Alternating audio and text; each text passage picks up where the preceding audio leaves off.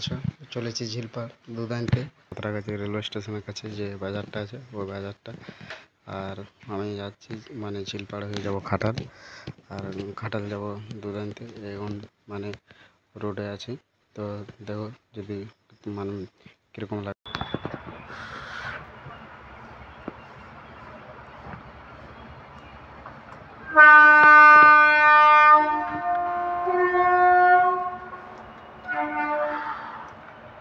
আর বন্ধুরা কীরকম আছে, যদি ভিডিওটা ভালো লাগে চ্যানেলটা সাবস্ক্রাইব করো। চলে এসেছি খাটালে, এই যে দেখতে পাচ্ছ খাটালে চলে এসেছি। খাটালে এসেছি, এরপর যাচ্ছি। আর যদি ভিডিওটা ভালো লাগে চ্যানেলটা সাবস্ক্রাইব করো, লাইক করো। কত কাদা দেখো, আর দেখছো কত কাদা, দেখো কত কাদা। এই জায়গাটা প্রচণ্ড কাদা আছে।